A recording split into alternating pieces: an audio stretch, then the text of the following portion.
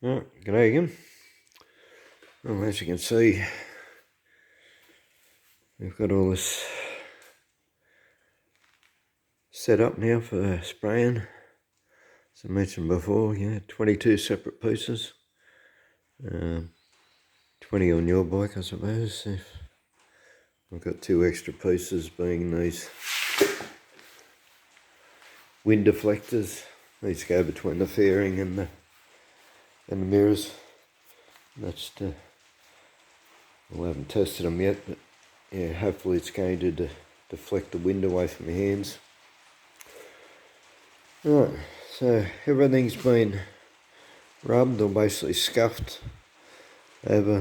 We've got a few repairs as well, which I've shown in the previous video, but yeah, everything's been scuffed down now with the 240.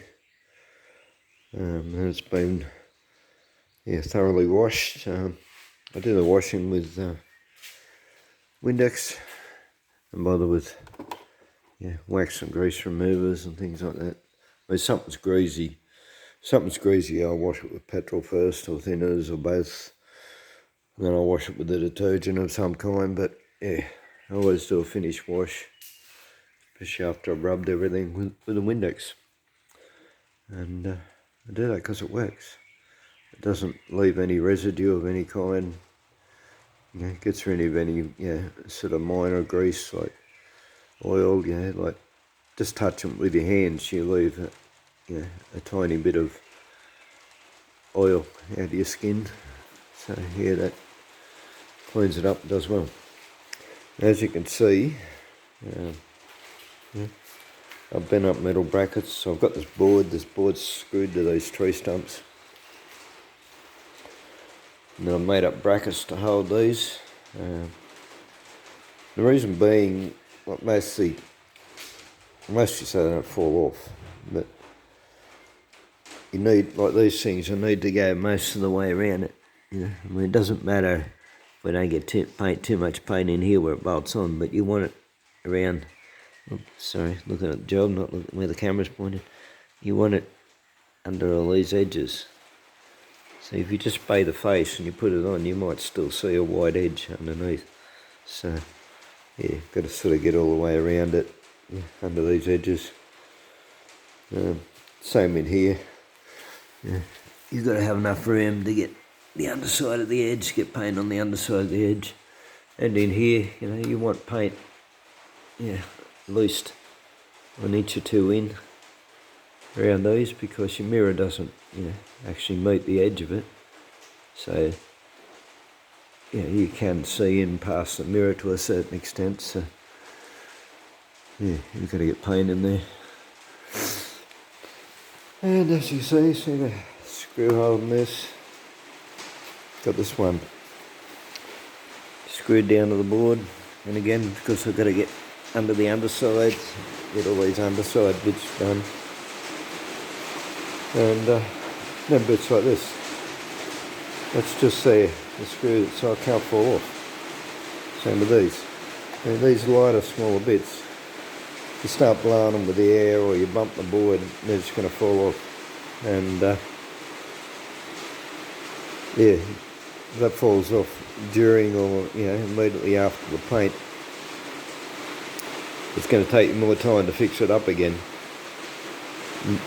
than it does to set it all up properly so it won't fall off. So that's what I've gone and done.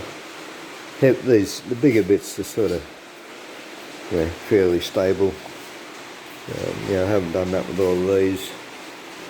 Like you'd have to bump it pretty severely to knock that off. And, especially these are considerably heavier than the plastic. This one is tied down, so that's another light piece.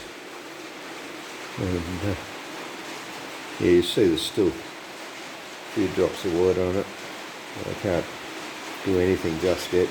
It's actually raining outside anyway, but I got the fire going. It's sort of warming up a bit in here, but what I'm going to do is I'm just going to go around. I got a spray tin of plastic polymer, and I go around bits and pieces like here where I rub through it, And I'll spray some in around here. This is a little badge. I'll put tape over, I've cut it out with a blade. But see, you can't get in there to rub it. So, yeah. See, I think before I even put the plastic primer in it, I'm going to spray a bit of thinners in there. I've already brushed it with thinners. As you can see, that's why there's a stainer in it. I might put a little bit in the... I'll put a bit in the airbrush actually, because that needs... That's in a tub cleaning out at the moment, because I ran out of thinners last time I used it, left it sitting with paint in it, so maybe I'll use the airbrush when I test that out, and I'll spray a bit of thinners places like this. And in here, so the areas where you can't sort of rub very well. Here where I've riveted plates on the back, yeah, you can't rub right around these rivets, so yeah. Even though I've already scrubbed it with thinners and stuff, I'm still going to spray some thinners on it, because it will soften the paint a little bit, and then I'll put the plastic primer on that. Same in here, just to try and make sure it sticks, doesn't peel off. And yeah, I did manage to take the covers off the bags, the saddle panniers, should call them by the right name. Yeah, this is a plastic hinge, so I was sort of uncertain about actually taking that off, but yeah, that's a plastic hinge. It's a stupid thing, because that'll eventually break. You know, how many times can you bend plastic before it breaks? But yeah, they just had those plastic pins which were sort of melded on the ends on the other side. So I'll put that in with some plastic glue. You get decent plastic glue nowadays, so yeah, I'll glue all in with plastic glue when I pop it back on. Yeah, and the bottom halves of these saddles are not painted. They're a bit scratched, so I might actually go over them with that, because I'm going to use an engine enamel. It's a colour called cast iron, which is sort of similar to what I mentioned before to what's on the wheels. So I think I'll actually be painting these as well with that, just to dress them up a bit. So I've masked up one side fully. I've left the other side so that I can show you. Now, when you're trying to do curves like this with a regular masking tape, you'll get away with it down here. But when you get up around here, you can't curve masking tape, regular masking tape. So you have to do it, in little short bits an inch long. And then where they overlap, you've got that little bit of a gap in there. And there's a real good chance that the paint will go up in that gap, and you'll get these streak lines coming off it. So, yeah, to get around that, yeah, I've just had some of this left over from previous jobs. This is a 6mm mask, and yeah, it's a low adhesion mask. And the value of this, like, besides being narrow, is that this is plastic, it's not paper. So you can actually make it bend around curves to an extent. Like that's probably, sort of close to the maximum you can bend it. If you've got a tighter bend than that, you can also get this. This also comes in a 3mm, and that'll bend even easier than this does. So yeah, so that gives you a fairly straight line. Important thing here too, when you're taping up an edge like this, like in most cases anyway, instead of trying to follow the line exactly what's on it, make sure your tape itself is a straight line. Right. In trying to follow the line, you might get it up and down, and it'll look silly. So even if it's not exactly where it's supposed to be. If it's a straight line, you'll get away with it. Yeah. Anyway, I'll go ahead and finish masking that up now. Okay, well that's probably about all I can show you. I have hosed the dust off the floor just in this immediate area, because I've got a lot of dust from scuffing these up, and yeah, and also over there that you can see all the white on the floor, that's from rubbing back those 2-pack fairings again where I repaired it. Yeah. When I go to do the top coat, which won't be for a few days now, because this has got to, I'm going to go over it now. Well, not really now, but tonight I'll put some plastic primer on it, and hopefully if the rains stop tomorrow, then I'll do them all with the 2-pack primer. I need the rain to stop because, like, I can keep it warm in here, but yeah, I can't spray 2-pack primer in here. It gets, like, without having the door open, it just gets too much of a build-up. And so I've got to have all the doors, windows open. Yeah, even though I've got a mask, just for it to be safe enough to breathe in here. So, yeah, the 2-pack won't be happening tonight, that's for certain. But, yeah, when I do, too, like, I'll go along and, all the bits that have been repaired or that have been, rubbed heavily, I'll put some on there first. Yeah, on here, and there, up here, all the areas that they've been rubbed through. I'll go along and I'll put a little bit on each of them first, even though there's quite a few on it. Right round, see, on here. I'll probably put 2 coats on here.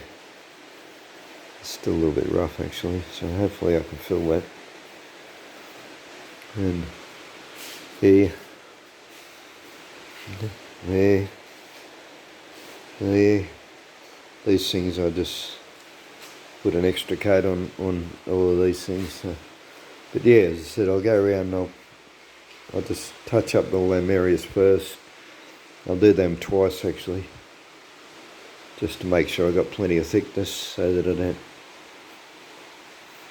rub through it. See, because you're still going to have minor discrepancies in these repair jobs, like it feels good, it looks good, but when you get your 2-pack primer on it, and then I'll put a metal blank. Yeah, I'll put a white coat of paint on. Can't get a freaking lead for it. Yeah, but yeah, so that when I rub back, I get out any minor scratches or unevenness. But yeah, I'll put 2 extra coats on all these bits just to make sure I don't rub through it. So yeah, I'll go around and do that, put on all these little repair bits a couple of times, and then I'll go over the whole thing with as many coats as I can get out of it. So I've only got a litre. Just it in here. A litre of the primer and the hardener goes with it. So yeah, I'll get a 2 or 3 litre bucket or something to put them in and mix it all together. Mix it all up for one and use the whole lot of it. And so then you need at least a day, maybe 2 for it to dry, set properly before you start rubbing it back. So yeah, it's Sunday today, going there Monday, so probably Thursday next week we should be ready for top coat. And when I do the top coat, as I said, like, I've just hose the immediate area in here. But before I do the top coat, I'll be taking all these back off again. Or you have to take them back off to rub them, but I'll have all these back outside, and I'll move anything can't get wet. You know, like that coal cupboards on rollers, and the tool kits on wheels, the compressors on wheels, the welders on wheels. So they'll all go into the other shed, and anything that can't get wet will be packed away, and then I'll hose out the entire shed, including the roof walls, everything, and yeah, get rid of the dust. It's sort of good to do this every now and then anyway, when you're creating a lot of dust just for your own breathing, so you're not constantly breathing it in. So yeah, and the roll door, both sides of the roll door will be getting washed. Yeah, we'll go from there. Alright, well, thanks for watching, and do hit like, please. Some I notice on here, most of my videos don't get a lot of views, but you know, some have got a couple of thousand views and they've only got half a dozen likes. You know, so, I mean, how hard is it to hit the like button? Yeah. Anyway. Alright, thanks for watching. Bye.